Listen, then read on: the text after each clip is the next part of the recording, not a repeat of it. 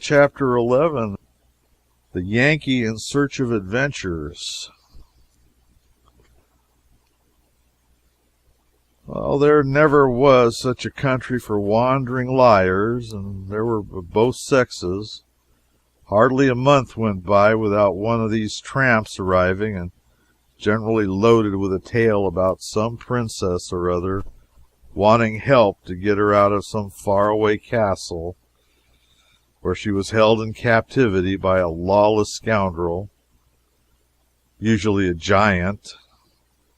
Now you would think that the first thing the king would do after listening to such a novelette from an entire stranger would be to ask for credentials, yes, and a pointer or two as to locality of castle, best route to it, and so on. But nobody ever thought of so simple and common sense a thing as that. No, everybody swallowed these people's lies whole and never asked a question of any sort or about anything.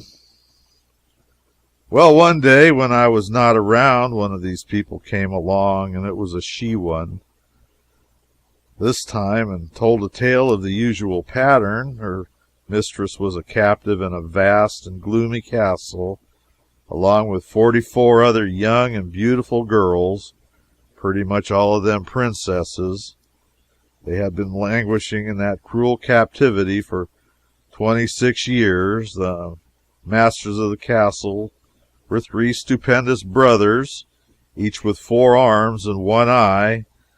The eye in the center of the forehead is as big as a fruit, sort of fruit not mentioned in their usual slovenliness in statistics. Would you believe it? The king and the whole round table were in raptures over this preposterous opportunity for adventure. Every knight of the table jumped for the chance and begged for it, but to their vexation and chagrin the king conferred it upon me, who had not asked for it at all. By an effort I contained my joy when Clarence brought me the news, but he could not contain his. His mouth gushed delight and gratitude in a steady discharge. Delight in my good fortune, gratitude to the king for this splendid mark of his favor for me. He could keep neither his legs nor his body still, but pirouetted about the place in an airy ecstasy of happiness. On my side, I could have cursed the kindness that conferred upon me this benefaction, but I kept my vexations under the surface for policy's sake, and did what I could to let on to be glad. Indeed, I said I was glad, and in a way it was true. I was as glad as a person is when he is scalped. Well, one must make the best of things and not waste time with useless fretting, but get down to business and see what can be done. In all the lies there is wheat among the chaff, and I must get at the wheat in this case. So I sent for the girl, and she came. She was a comely enough creature, and soft and modest, but if signs went for anything, she didn't know as much as a lady's watch. I said, "My dear, have you been questioned as to particulars?" She said she hadn't. "Well, I didn't expect you had, but I thought I would ask to make sure. It's the way I've been raised. Now, you mustn't take it unkindly if I remind you that as we don't know you, we must go a little slow. You may be all right, of course, but we'll hope that you are, but take it for granted isn't business. You understand that? I'm obliged to ask you a few questions. Just answer up fair and square, and don't be afraid. Where do you live when you are at home?" "In the land of Mudders, fair sir." "Land of Mudder? I don't remember hearing of it before. Parents living?" "As to that, I know not if they yet live on, saith It is many years I have lain shut up in that castle. Your name, please? I had the Demoiselle Alisande la Carteloise, and it please you. Do you know anybody here who can identify you? That were not likely, fair lord, I being come hither now for the first time.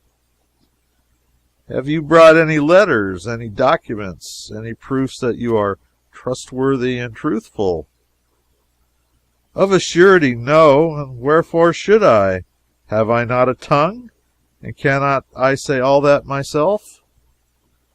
But you're saying it, you know, and somebody else saying it is different. Different? How might that be?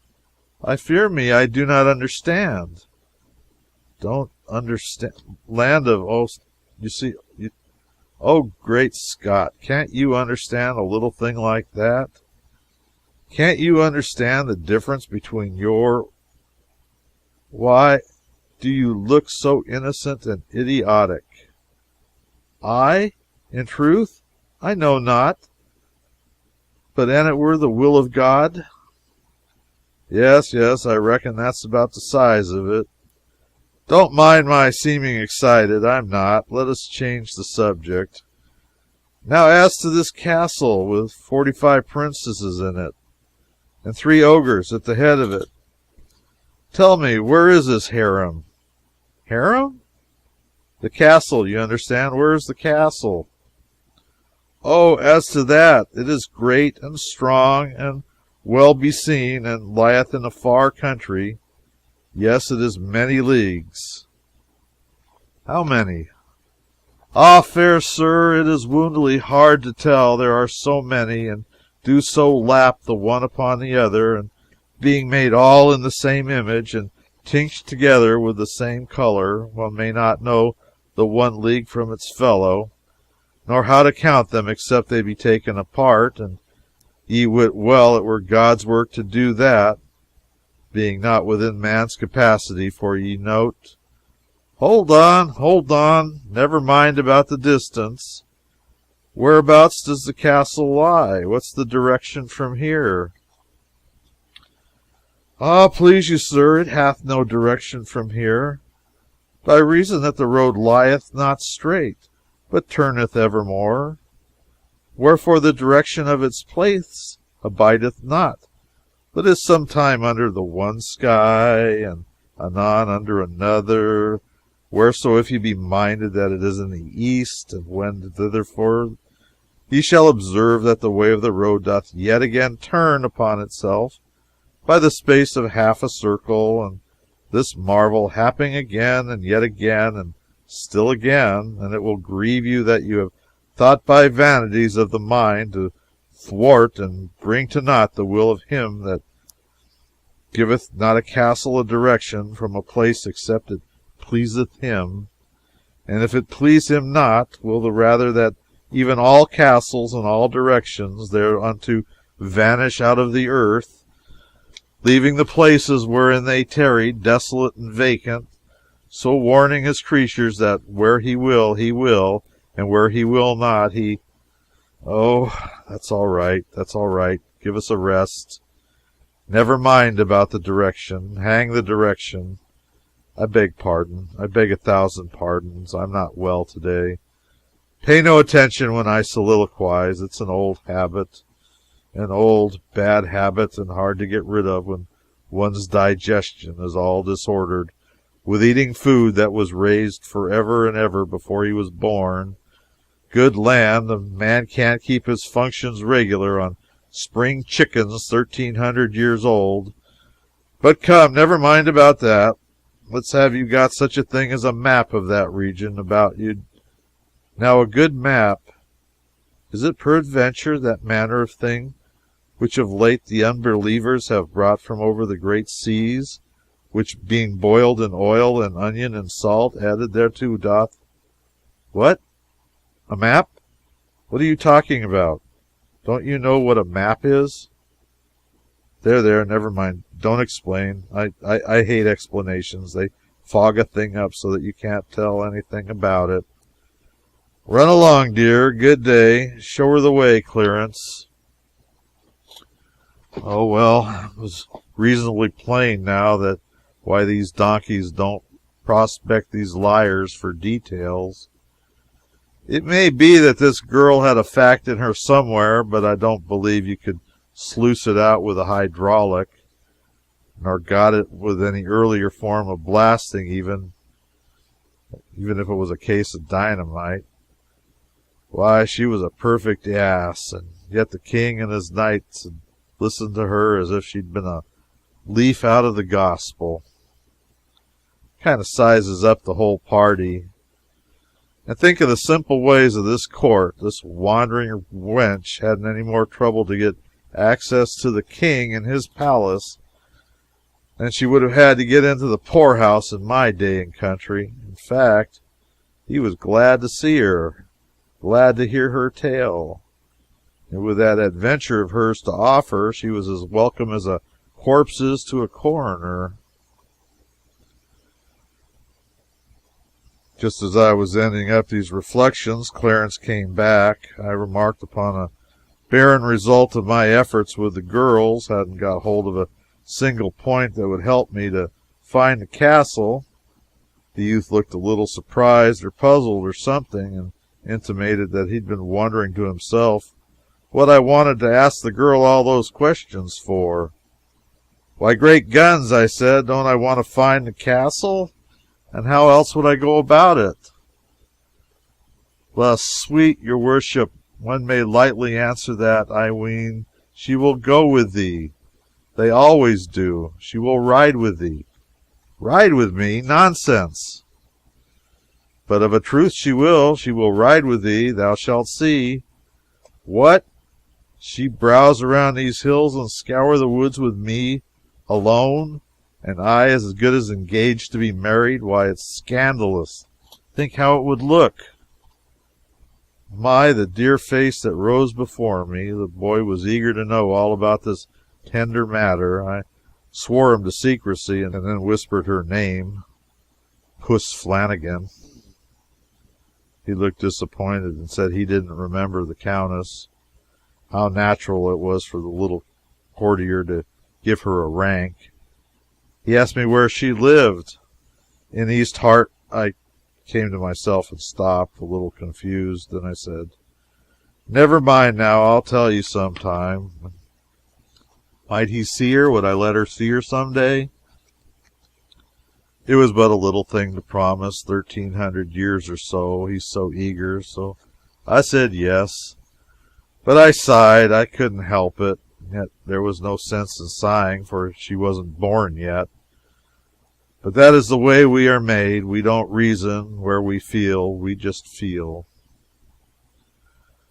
My expedition was all the talk that day and that night, and the boys were very good to me and made much of me, and seemed to have forgotten their vexation and disappointment, and come to be as anxious for me to hive these ogres and set those ripe old virgins loose as if were themselves that had the contract. Well, they were good children, but just children, that is all, and they gave me no end of points about how to scout for giants and how to scoop them in, and they told me all sorts of charms against enchantments, and gave me salves and other rubbish to put on my wounds. But it never occurred to one of them to reflect that if I was such a wonderful necromancer that I was pretending to be, I ought not to need salves or instructions, or charms against enchantments, and least of all arms and armor on a foray of any kind, even against fire-spouting dragons and devils hot from perdition. Let alone such poor adversaries as these I was after, these commonplace ogres of the back settlements. I was to have an early breakfast and start at dawn, for that was the usual way. But I had the demon's own time with my armor, and this delayed me a little. It was troublesome to get into, and there was so much detail. First you wrap a layer or two of blanket around your body, sort of a cushion to keep off the cold iron. Then you put on your sleeves and a shirt of chain mail. These are made of small steel links woven together, and they form a fabric so flexible that if you toss your shirt onto the floor, it slumps into a pile like a peck of wet fish net. It is very heavy and nearly the uncomfortablest material in the world for a nightshirt. Yet plenty use it for that. Tax collectors and reformers and one-horse kings with a defective title, and those sorts of people. Then you put on your shoes, flatboats roofed over with the interleaving bands of steel, and you screw your clumsy spurs into the heels.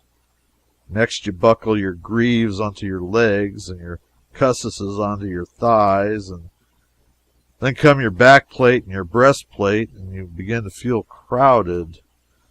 Then you hitch onto the breastplate the half petticoat of broad overlapping bands of steel which hang down in front but is scalloped out behind so you can sit down, and isn't any real improvement on an inverted coal scuttle for looks of, or for wear, or to wipe your hands on.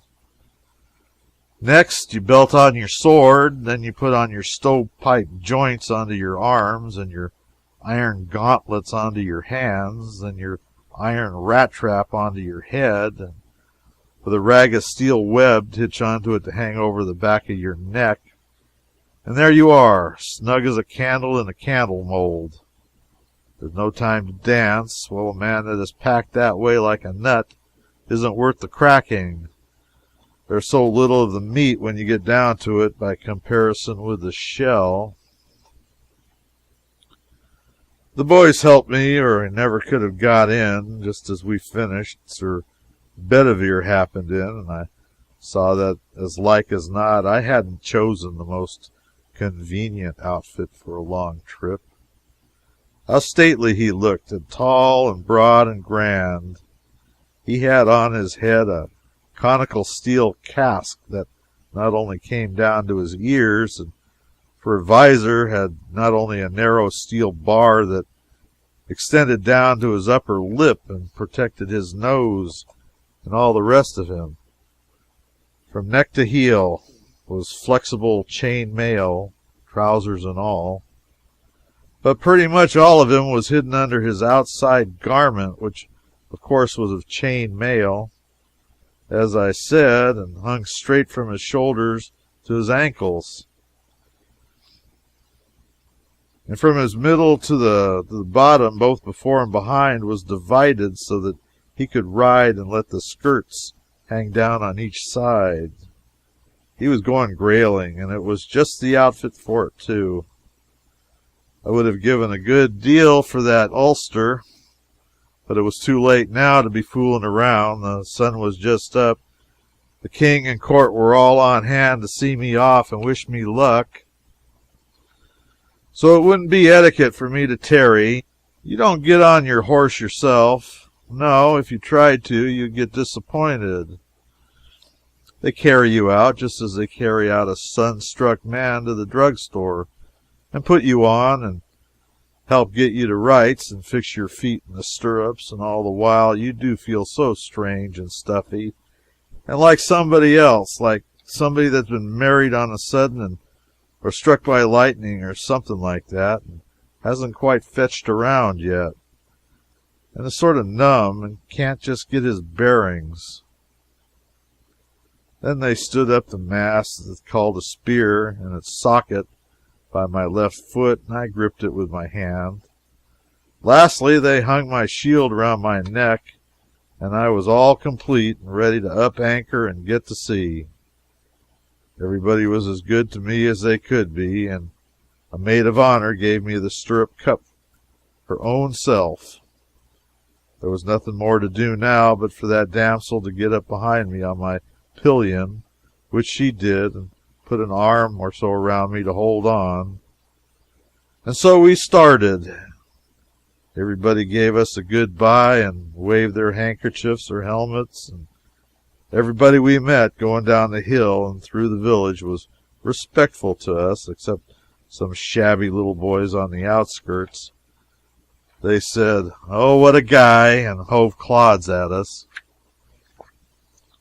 In my experience, boys are the same in all ages. They don't respect anything. They don't care for anything or anybody. They say, "Go up, bald head," to the prophet going on his unoffending way in the gray of antiquity. They sass me in the holy gloom of the Middle Ages, and I'd seen them act that way in Buchanan's administration. I remember, because I was there and helped.